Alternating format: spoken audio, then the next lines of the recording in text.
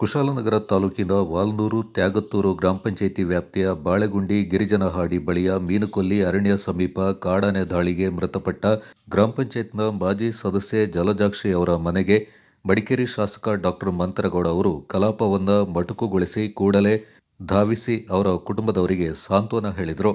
ನಂತರ ಅರಣ್ಯ ಮತ್ತು ಸ್ಥಳೀಯ ಇಲಾಖೆ ಅಧಿಕಾರಿಗಳೊಂದಿಗೆ ಆನೆ ದಾಳಿಯ ಕುರಿತು ಸಂಪೂರ್ಣ ಮಾಹಿತಿಯನ್ನು ಪಡೆದ ಶಾಸಕರು ಕುಟುಂಬದ ಪ್ರಮುಖರಿಗೆ ಮೊದಲನೇ ಹಂತದ 5 ಲಕ್ಷ ಮೊತ್ತದ ಪರಿಹಾರ ಚೆಕ್ ಅನ್ನು ಅರಣ್ಯ ಇಲಾಖೆ ಅಧಿಕಾರಿಗಳ ಸಮ್ಮುಖದಲ್ಲಿ ವಿತರಿಸಿದರು. ಈ ವಿಚಾರವಾಗಿ ಮುಂದಿನ ದಿನಗಳಲ್ಲಿ ತಾನು ಮತ್ತು ಸರ್ಕಾರ ತಮ್ಮ ಪರವಾಗಿ ಇರ್ತೇನೆ ಅಂತ ಆಶ್ವಾಸನೆ ನೀಡಿದರು.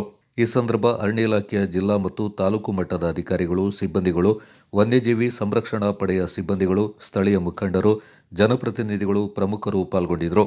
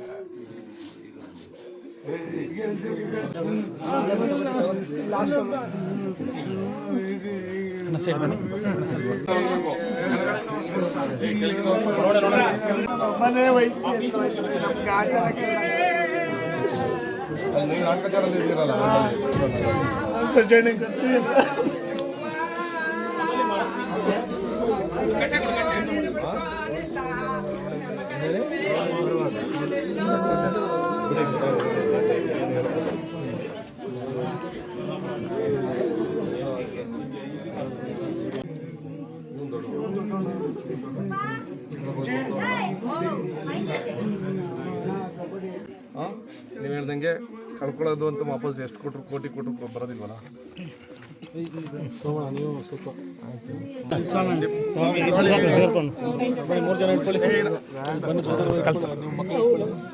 ಬರೋಕೆ ಇನ್ನೊಬ್ಬರು ಇಲ್ಲ ಸ್ವಾಮಿ ಕೈಲಿ ಕೊಡಿ ಸರ್. ನೀವು ಇಟ್ಕೊಳಪ್ಪ. ಕೇಳ್ರಿ, ನಾನು ಏನು ಅರ್ಥ ಆಯ್ತಾ ನಾನು ಹೇಳಿದ್ದು? ಸ್ವಾಮಿ ಅವರೇ, ನಾನು ಜವಾಬ್ದಾರಿಯಾಗಿ ನಿಮಗೆ ಹೇಳ್ತಾ ಇರೋದು, ಮಕ್ಕಳು ಭವಿಷ್ಯ ಇದೆ, 3 ಗಂಡು ಮಕ್ಕಳು ಅವರೇ, ಮನೇನು